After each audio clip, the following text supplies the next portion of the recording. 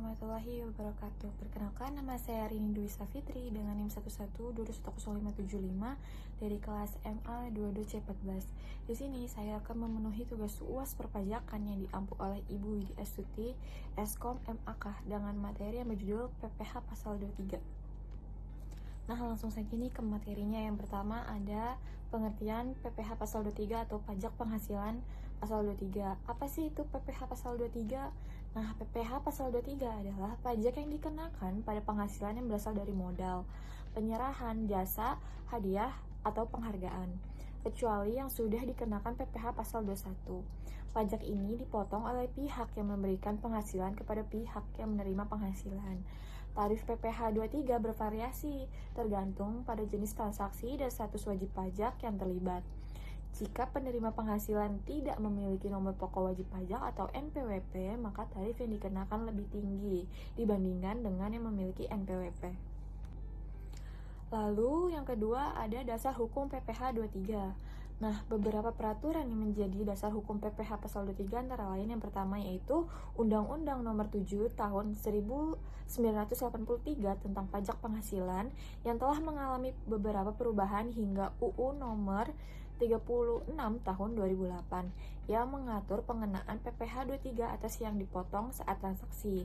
Nah, yang kedua ada Undang-Undang Harmonisasi Peraturan Perpajakan atau UU HPP Nomor 7 Tahun 2021 yang mengharmonisasi regulasi perpajakan termasuk ketentuan pemotongan dan tarif pajaknya. Yang ketiga ada Peraturan Menteri Keuangan atau PMK Nomor 141 PMK 3/2015 tentang jenis jasa lain yang dikenakan PPh pasal 23. Lalu yang keempat ada PMK Nomor 69 PMK 03/2022 yang mengatur pajak atas teknologi finansial atau fintech, termasuk pinjaman online atau P2P lending. Nah, yang selanjutnya yang ketiga itu ada pihak-pihak yang terlibat dalam pasal PPh pasal 23. Pihak yang dikenakan pemotongan PPh 23 adalah yang pertama itu yang A, pihak yang penghasilannya dipotong PPh 23 yaitu penerima penghasilan wajib pajak dalam negeri baik perorangan maupun badan serta bentuk usaha tetap atau BUT. Lalu yang B ada pihak yang memotong pasal PPh pasal 23 yaitu pemotong pajak atau badan pemerintah, perusahaan dalam negeri, penyelenggaraan kegiatan dan bentuk usaha tetap.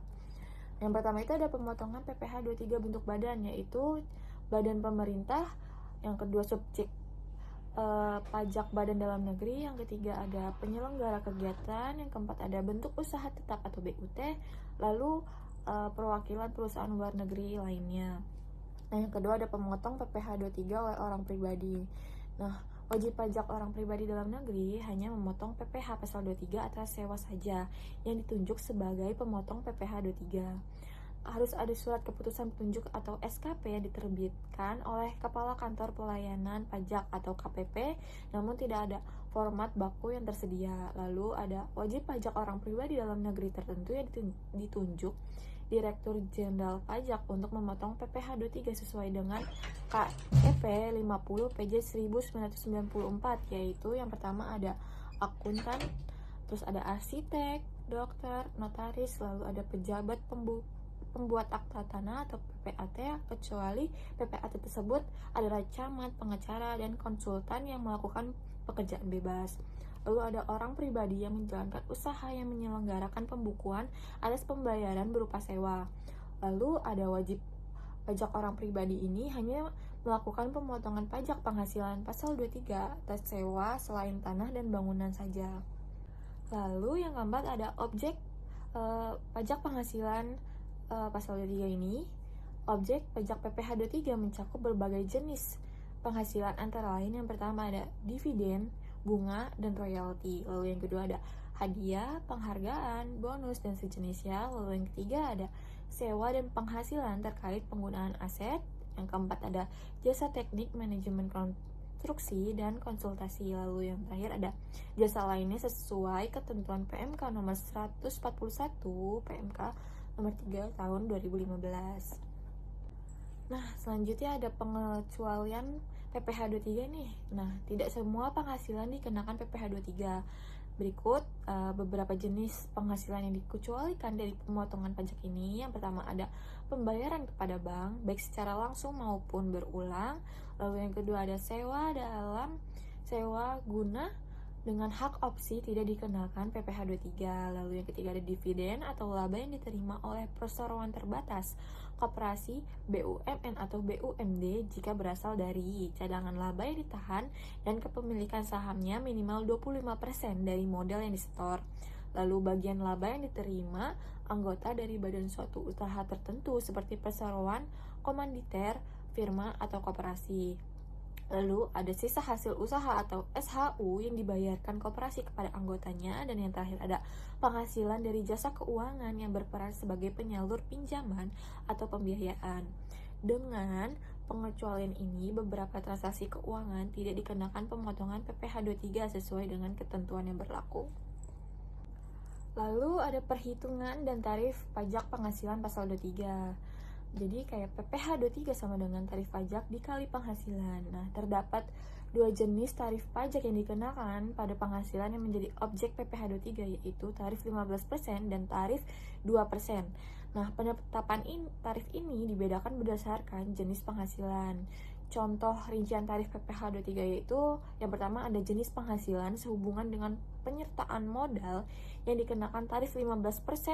Contohnya dividen yang diterima oleh PT, BUMN atau BUMD dengan syarat kepemilikan saham kurang dari 25% kecuali pembagian dividen orang pribadi yang dikenakan PPh final.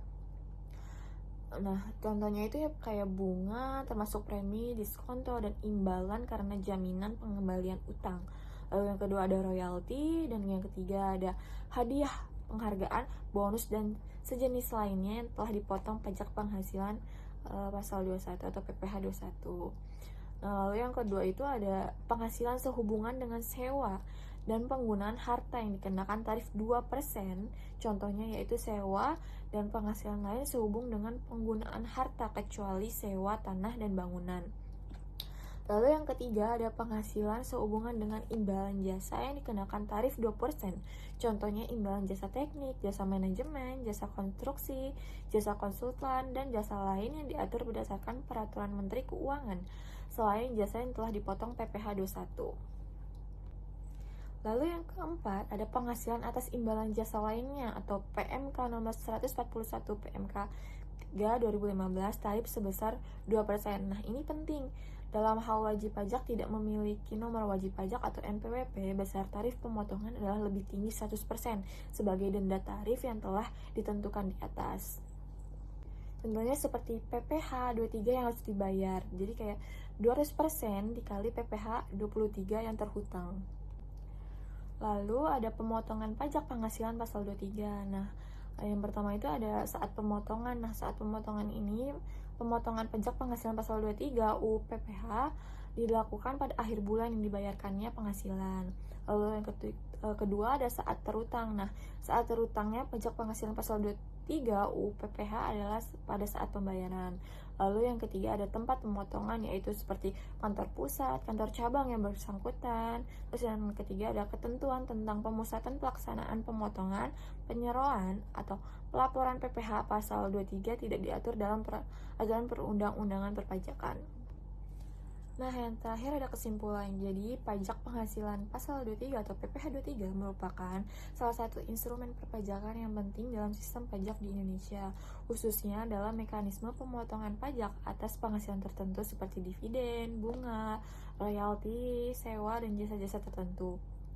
PPh 23 bertujuan untuk memastikan bahwa penerimaan negara dari sektor pajak berjalan secara efektif melalui sistem withholding tax atau pajak yang dipotong di muka.